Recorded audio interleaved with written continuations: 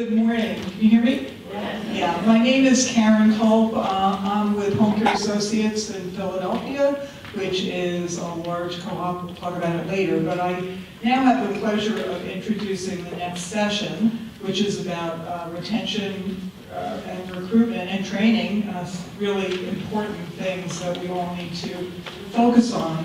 And I'm going to start by introducing Thomas Showalter, who is an expert on education and workforce policy. He is currently the director of the National Youth Empowerment Coalition. He has worked on the Hill and the Senate on the Health, Education, Labor, and Pensions Committee, and he's going to be the second speaker. And he also, I found out, went to Swarthmore College, so he knows Philadelphia. So that's cool. So he will speak after Jodi. Jodi, I'm very happy to introduce. Jodi is the president of PHI, and if you're not on PHI's website, phinational.org, you should be, because there's incredibly important and relevant information on there. Jodi is the president of PHI. Before that, she was the chief financial officer and the chief operating officer. I also have the pleasure of having Jodi on my board of directors, which is terrific. And before she worked at PHI, she actually worked in New Hampshire as vice president for a statewide community development financial institution. So she is especially an expert on the financing and sort of financial stuff around co-ops, but also has been a terrific leader of PHI. So Jodi, welcome, Jodi Sturgeon.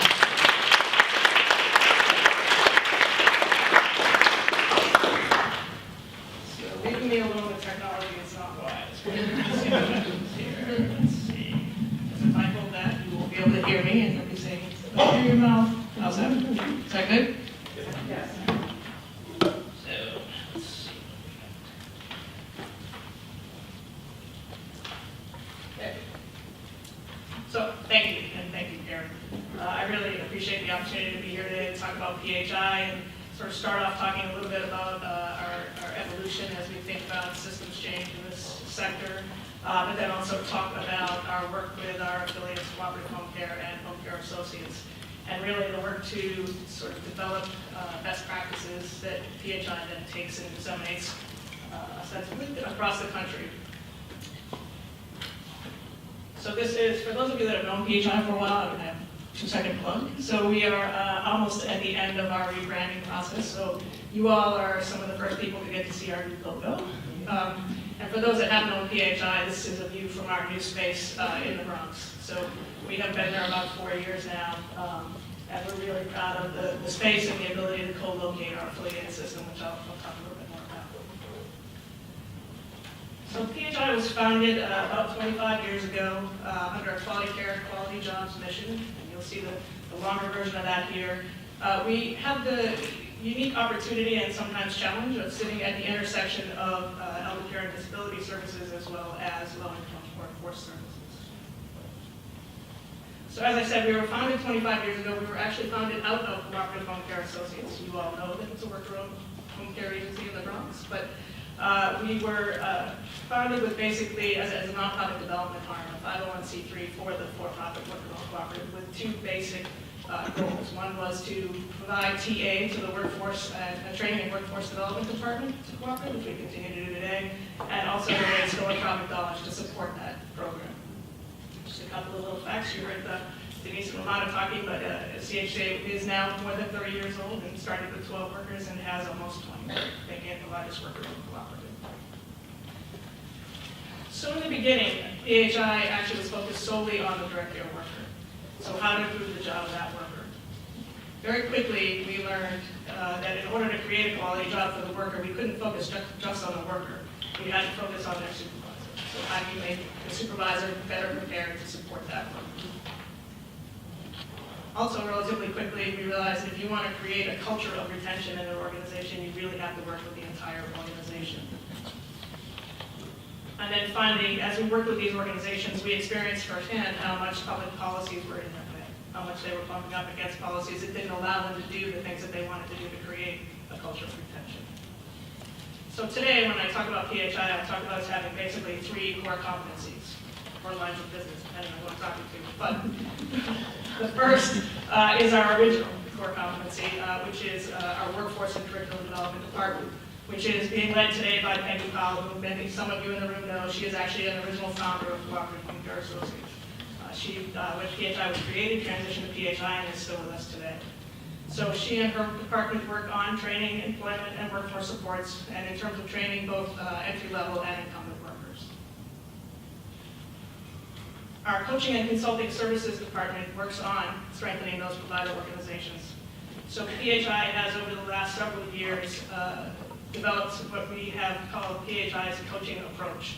So the core communication and problem-solving skills, the supervision skills, the basic organizational culture change. That's often a term associated with nursing homes, but we deal with the same in home care agencies as well. And then finally, we have a research-based advocacy group on both the national and state level. And I appreciate the plugs from both David and Karen about the website. And specifically here at the third bullet, the PHI State Data Center has an entire range of data on the workforce, on reimbursement, on just about everything you would want to see by state. So please do feel free to visit. So to just round out, thinking about evolution and system change, and talk about our own system here. First there were 2, and now there are 3. So about 15 or 16 years ago, the leadership of PHI and Cooperative formed Independence Care System. Independence Care System is a Medicaid, you can see there, a Medicaid managed long-term care plan.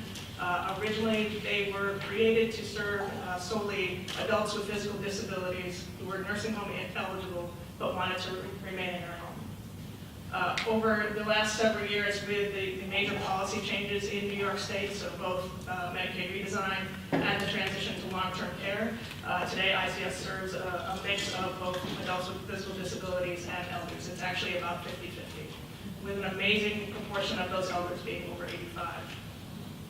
It's amazing. So for clarity, we call ourselves an affiliate system. We are independent organizations. We do share, we're linked by cross-board relationships. So the presidents of each of these organizations serves on the others' boards. We all obviously are linked by a shared mission. ICS as a managed care plan is one of the very few that truly values the home care worker. And then finally, we are connected through service contracts. So essentially, we created a bit of our own demand within our system. So Independence Care System contracts with Cooperative Home Care Associates for personal care services and home health aid services. Today, they represent about 60% of Cooperative's business. As David referenced, the other very large contractor for Cooperative is the VMS Service of New York, so it's an interesting customer, competitor, collaborator relationship that we share with them. PHI contracts with both organizations to continue to provide technical assistance to Cooperative Home Care today around the Training and Workforce Development Department. We also contract with Independence Care System to really look at, with a managed care company that values the aid, how do we maximize the role of the aid in today's ultimately emerging managed care environment. So I don't have a plane, it's going to crash. I only have a couple of bits of data. It's interesting now. And it will be very thematic. From here on, a bit until I start talking about the core model, will be thematic with what David had to say. Fortunately, I don't think I'm going to say anything that contradicts what David had to say. But this actually will, to his point about our shiny new fact sheet up, which has some of the new branding too. There will be, it's a little bit newer data, there will be about 630,000 new workers. It's projected, right, there's not a whole lot of difference between 2020 and 2024, honestly. It'll be a little over 5 million in 2024 of the direct care workers. And this just gives you some context to the other sort of job categories and how these workers relate. And I think this is going to speak to the conversation that came up about the shifting demographics and the economic forces. So, I do think it's the sheer number of workers, but this chart is meant to represent the growing demand and the rate at which it's growing. If you were to take the personal care aid and home health aid occupations together, they are absolutely the fastest growing occupation in the country.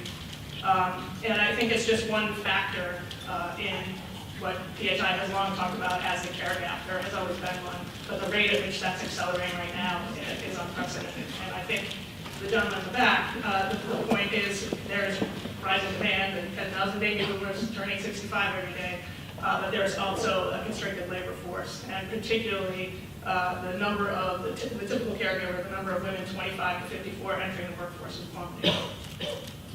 On top of that, again, we talked a little bit about this, the improved economy, all of that leading to the worker shortages that were cited in the survey that David talked about. I think, I'm going to go back and forth between talking in general and talking some about rural. Leslie asked me to make sure I spoke to that when I could. I think the other sort of fourth variable that has impact on the care gap is there are fewer family caregivers, just statistically. So a couple of different reasons. In the 50s, people had average just under 4 kids in their family. Today, it's just under 2. And also today, what's different is even if there are family folks around, they're often geographically dispersed. So those challenges add to the care gap, and frankly, in rural areas are exacerbated. So I think, I'm going to skip a couple slides here because we talked a lot about that. But before I start to talk about the model, I think what that tells us and what PHI is very focused on is actually job quality, and that's not news. You hear anyone from PHI talk about that all the time.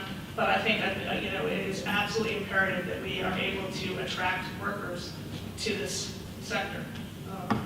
And we, over time, have identified the key factors. There are 5 of them, how we talk about it. And again, there's no surprise. I do think, to the point of the conversation earlier, I don't think any one of them is going to be successful in isolation. I think it has to be all of them.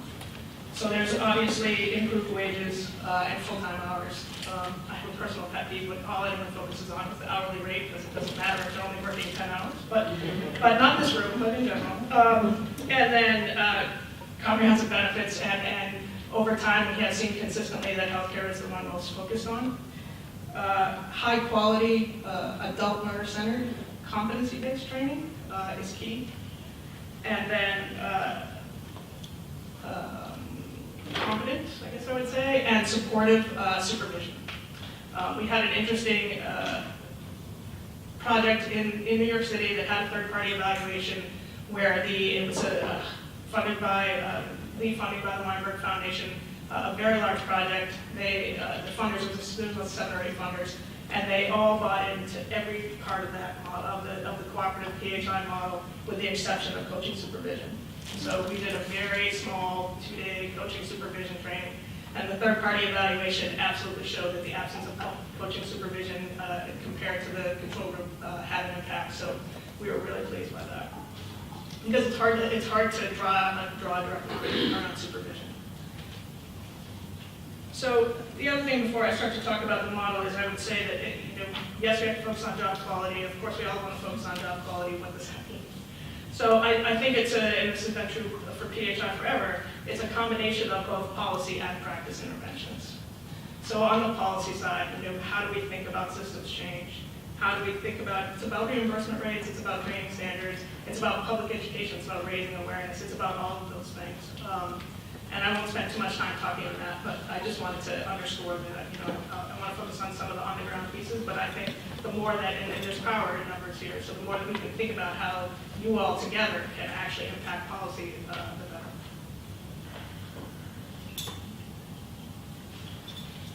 So again, just to talk a little bit about the core model, and I want to underscore that this is 30 years of work in an environment that is highly foundation funded. So that is in part why PHI's mission is different today. So what we want to do is be able to think about how do we take advantage of that?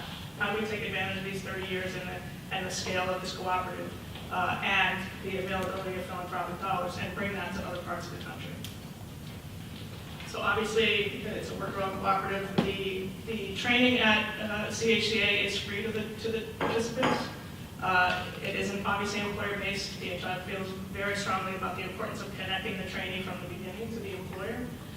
The training itself is just about double the 75 hours required by New York State.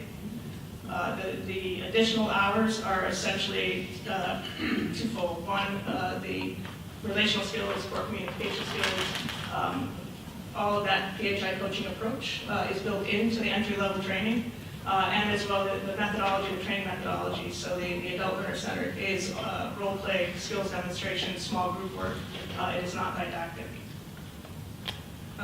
David mentioned earlier, Cooperative has a guaranteed hours program. So any worker who has been with Cooperative for a period of time who wants full-time work has access to that. If they are not able to be scheduled, then there is a pool of dollars that they draw from, so they receive 30 hours a day. And they have a comprehensive benefit program, health, dental, life, paid time off.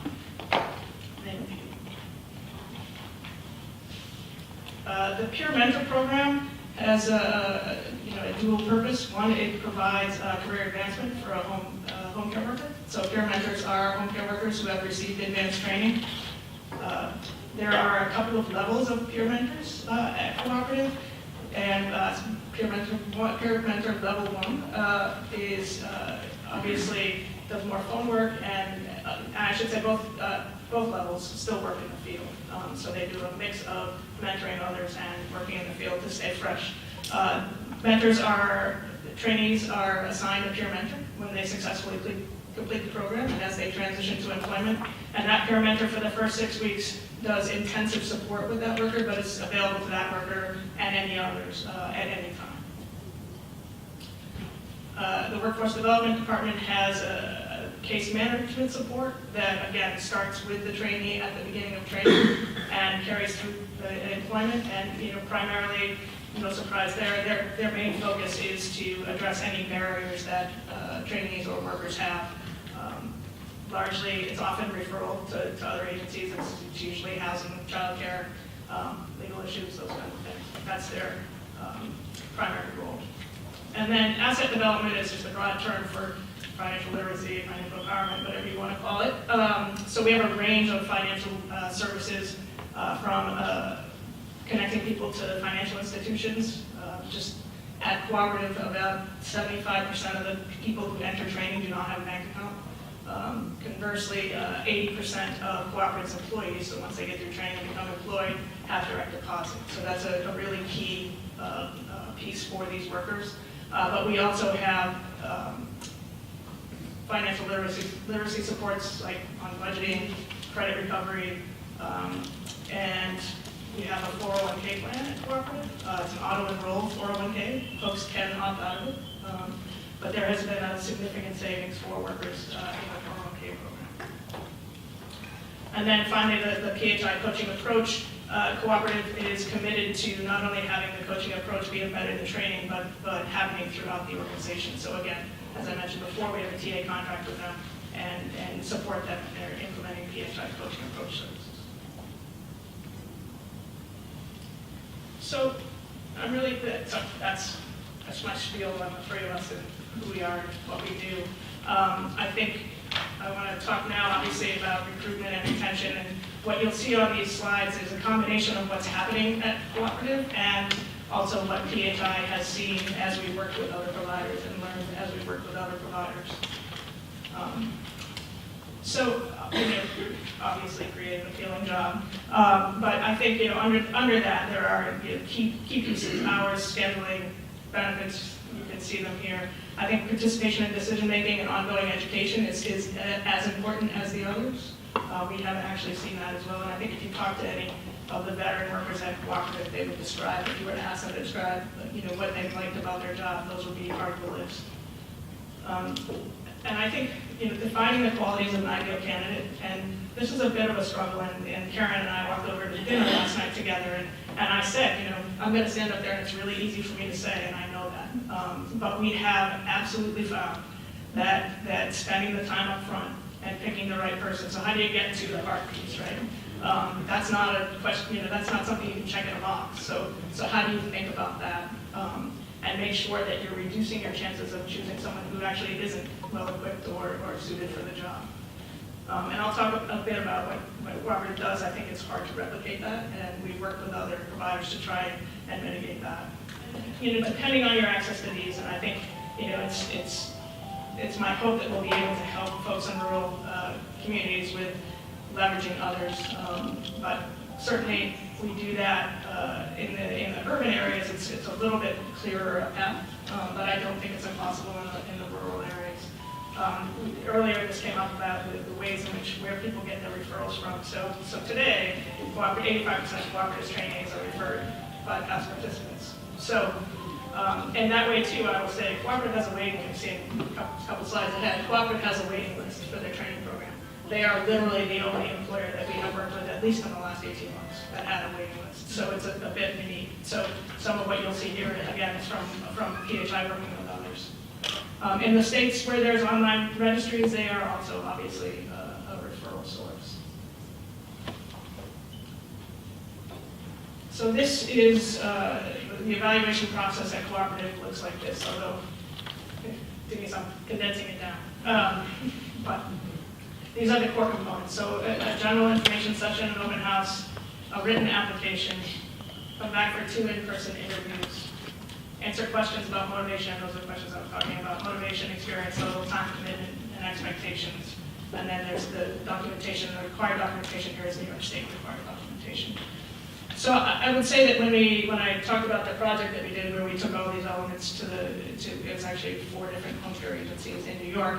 The biggest trip up was number 3 in terms of them being able to implement the recruitment process.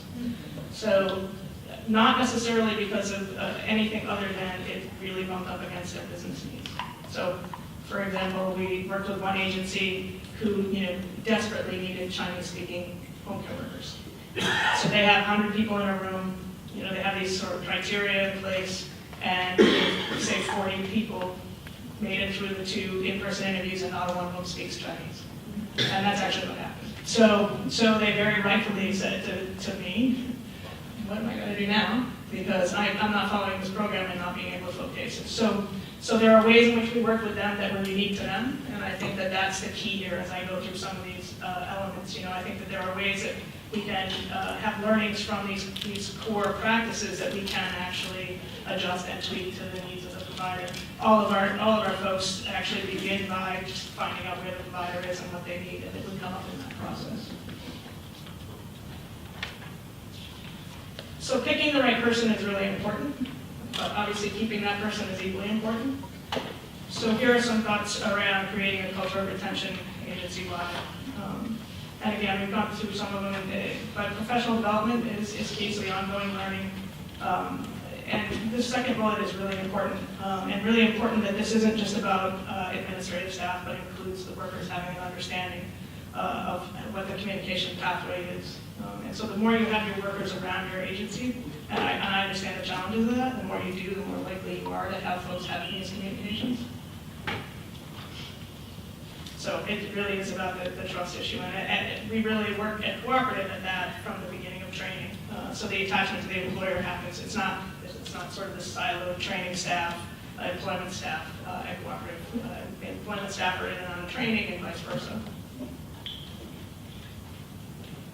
So again, the peer mentors, the case managers, involvement in decision making, and the pathway to advancement.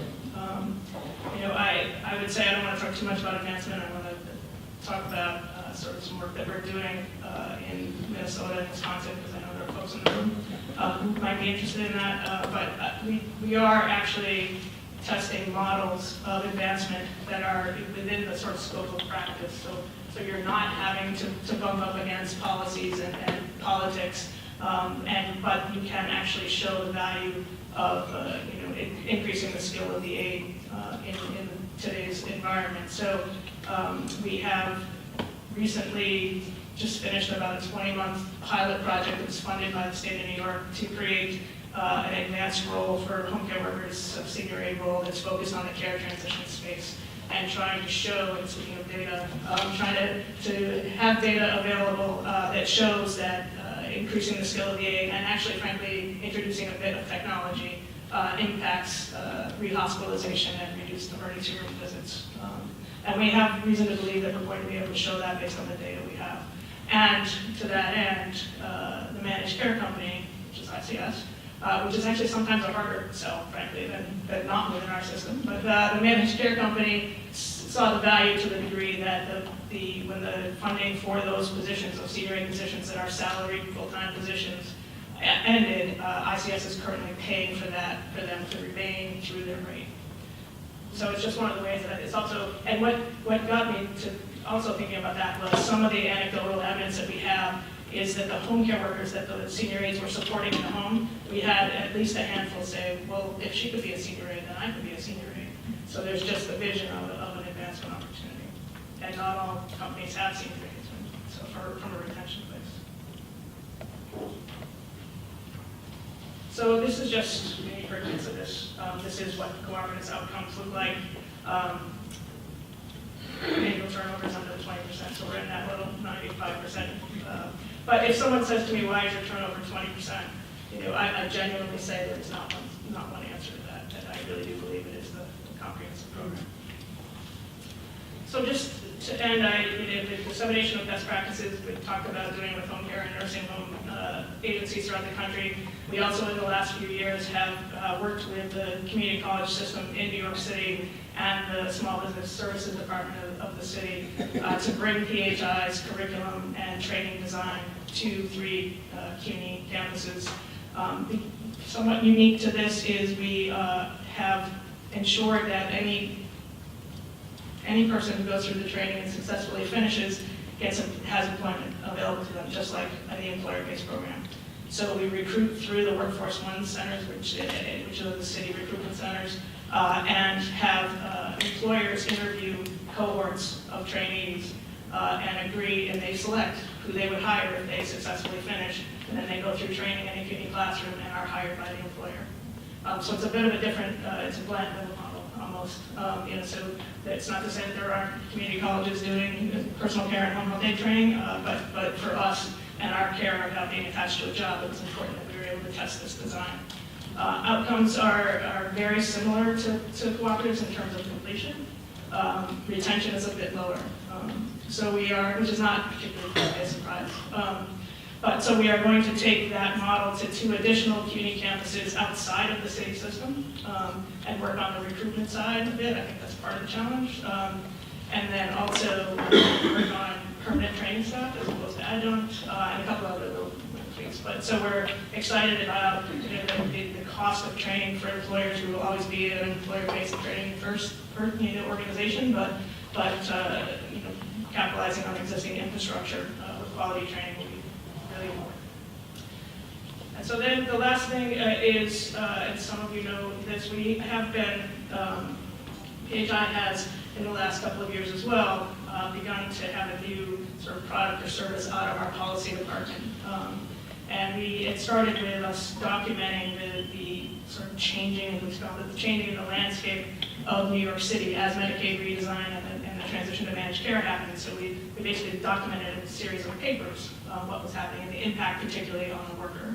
Out of that came interest from other states, and so we have now done similar landscape studies, and what that means is, who are the workers, what does the pay look like, what does the training look like, what does the payments mean, how does the payment work, that type of, very similar, if you go to the state data center, you'll see that type of information drilled down a bit further for state.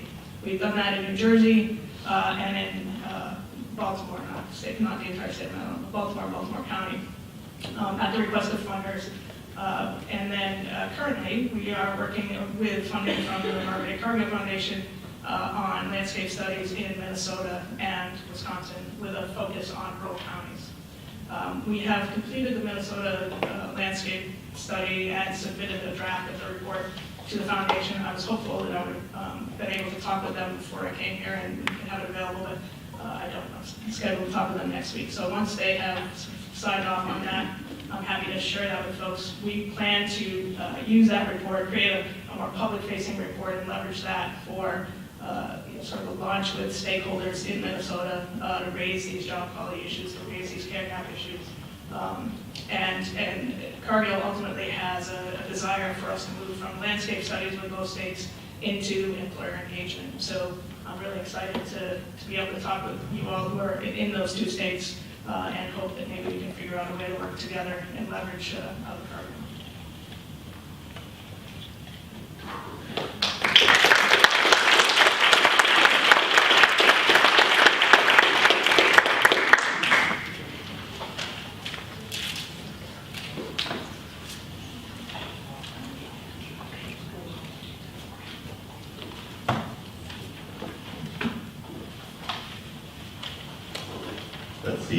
am going to try to use this one if I can without breaking it and holding it close enough to my mouth.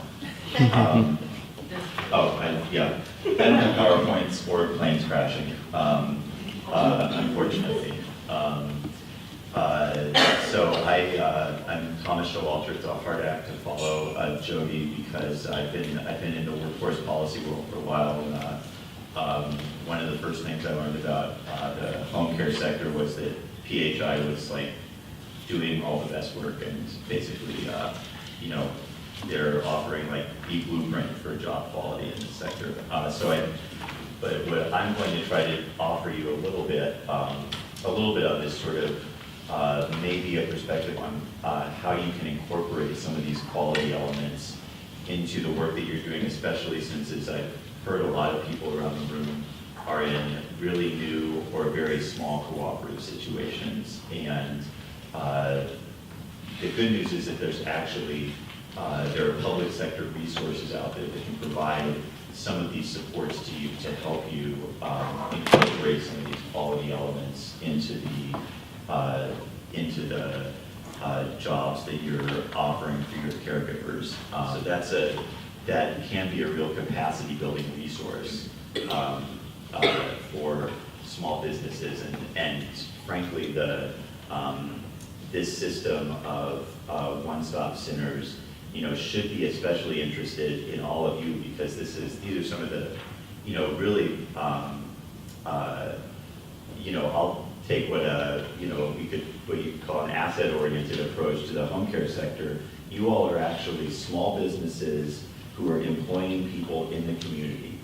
That's a really, in our economy, that really makes it special.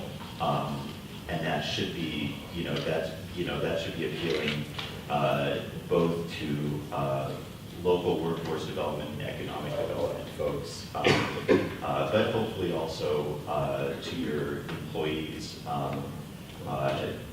One thing that, as far as to transition to thinking a little bit about youth, and this is something I'd be really interested to hear from all of you what your experience with employing young people is. But as you, one of the really big picture statistics that I don't think has been mentioned today is that one thing that's really happened over the last 20 years is we've had a huge increase, almost 50%, in the labor participation rate by folks over 55 years of age. So a lot of older folks are staying in the workforce longer. That's as a result of a lot of the things we've experienced in terms of stagnating wages, a lot of the things that are getting talked about in our political climate right now. But as a result of that, the labor participation rate for 19 and 24-year-olds, 25 to 34-year-olds is declining for both men and especially women. So it actually is getting harder out there for young people to find jobs, both whether they have credentials or not. So one thing that's, frankly, very appealing about your sector is you have a low barrier to entry. You're offering jobs that are, might not pay great, but are probably paying better than McDonald's. And, some other things that I think are really, as has been referenced by several people who have spoken today, home care is offering that sense of meaning, and it's soulful work. I like that. I love that phrase.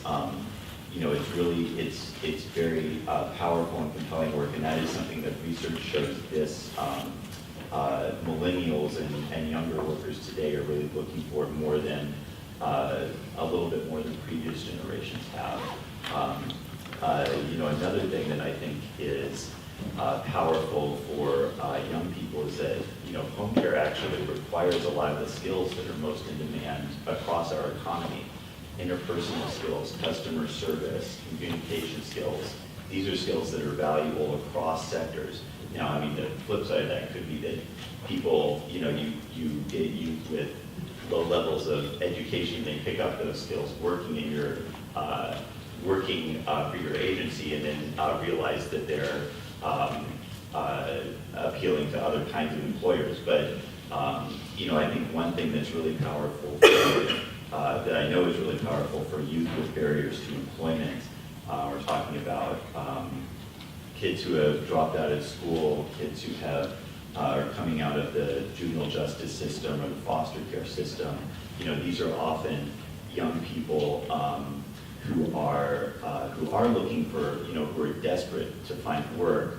But there are also young people who have often been failed by a lot of the systems and the adults in their lives past. And so one thing that's really important for them, and that I think you all can provide, is a very immediate sense of, you can quickly get into a paying job.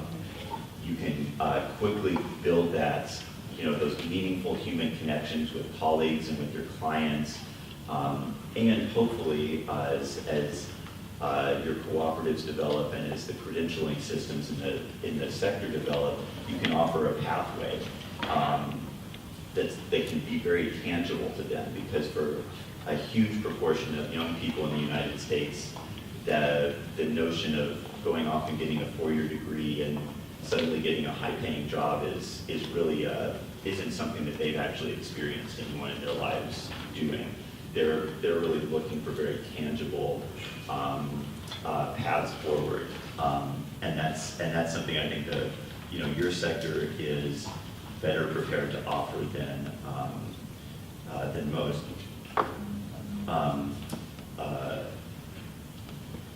So another one final thing, and then I'd like to switch to. I'd really like to hear your questions. Is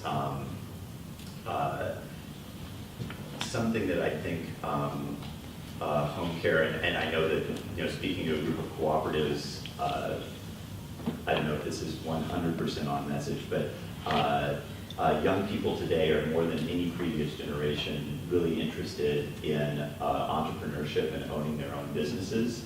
And this is a sector with where there's a lot of opportunity for to work in the sector and then start your own business. So that can often be very appealing to young people. And one thing that we see across the economy is that as wages stagnate, actually entrepreneurship is one of the best ways for young people to experience wage growth.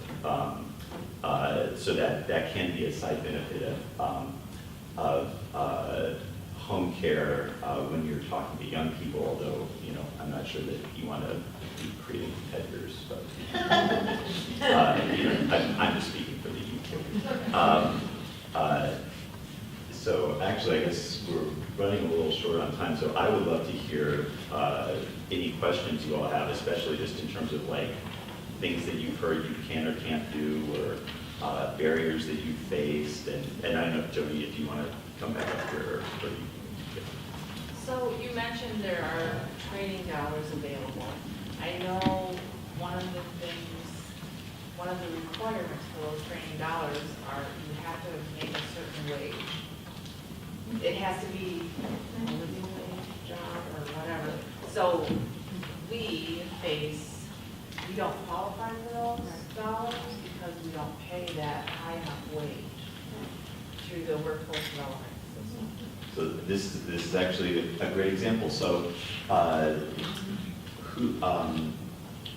who exactly told you that you have to pay a living wage? Was it a state agency? Was it somebody who worked for your city government? I sit on a statewide board for the Wisconsin Long-Term Care Workforce Alliance, and this is just what I've heard, that they've been told that they don't qualify for those dollars because the wages are not high enough. So there's no, as a committed liberal, perhaps I would wish that there were some federal requirement that job training dollars could only go to support people who are on pathways to family-sustaining wages, but that's not a federal requirement. It could be a state requirement, therefore there could be some issue with the fact that you're exempted from, the FLSA applies, there are all kinds, this is exactly that kind of case where, you kind of have to do a little forensic work and figure out who told who and kind of work back to what the actual requirements are. It's probably some kind of state requirement. Or it's just hearsay. Yeah, I have a question related to training and the issue of, workforce is bilingual. I haven't heard, I don't think I've heard too much about that. Because there's a pro, in certain jurisdictions, you need the bilingual population, and then the other side of it is getting them trained and making sure they have the capacity to either pass a certifying test or just take the exams or just learn the materials. So it's sort of a balancing act, and wondering. Yeah, no, I think that's a good point to your question about what we do on the ground. I do think that is also something that distinguishes you. When Thomas and I met and we began to talk, I was talking about the difference in, so cooperative trainings in both English and Spanish, and the difference in the outcomes long-term are actually better in the Spanish classes. And I believe that's in part because they don't have opportunity to be trained in their native language and then work in their native language. So I do think that it's key. We have done work, particularly through the project that I mentioned when I was speaking earlier. We translated curriculum into 3 other languages, and then we still trained in English, but we translated the materials and then also the tests into the native language for folks. So I think that is a place where we all need to be looking at. Thanks.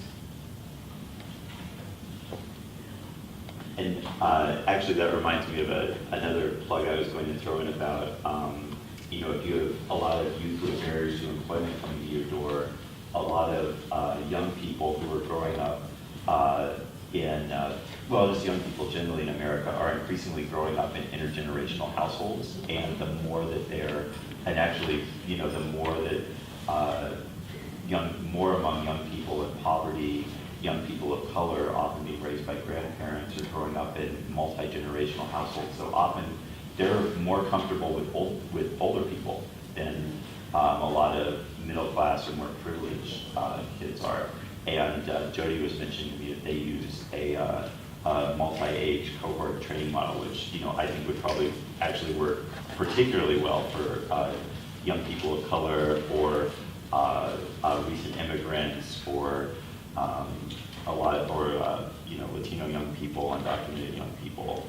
That could be another strength we think of young people.